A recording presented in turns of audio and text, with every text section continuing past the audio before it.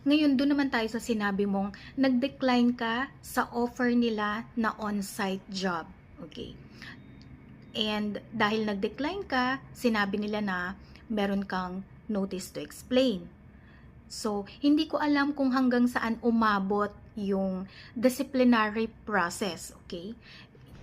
Notice to explain, and then nagkaroon siguro ng hearing or nagkaroon ng umabot ba ng hanggang notice of resolution. Parang hindi yata umabot ng notice of resolution kasi walang resolution ng company kung tatanggalin ka ba or kung anong parusa sa'yo based on your notice to decline ng on-site offer na trabaho na ibinibigay sa'yo ni employer. So, kung hindi natapos yung procedure na yon and hindi nagkaroon ng desisyon ng employer na tanggalin ka based on that violation, which is not tantamount or it's not equivalent doon sa mga allowed na just causes under the labor code for termination. Ano-ano ba yon? Serious misconduct. Kapag nag-decline ka ng on-site job offer, I don't think it will be equivalent to serious misconduct.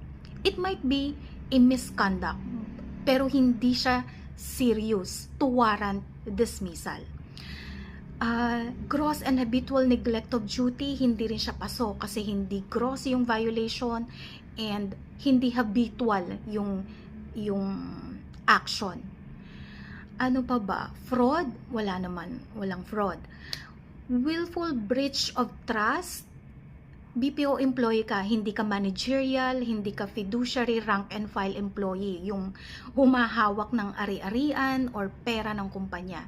So, hindi ka po pwedeng tanggalin based on loss of trust and confidence.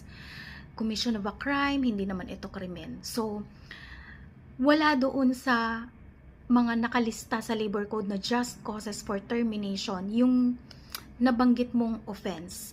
So, hindi nagwa-warrant ng termination or dismissal yung nakumit mo na pag-decline ng on-site job offer ng BPO employer. Okay? So, yun.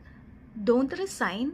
Kapag nag-lapse na yung 6 months, hindi ka binayaran ng separation pay, you may now file a case of constructive dismissal sa DOLE.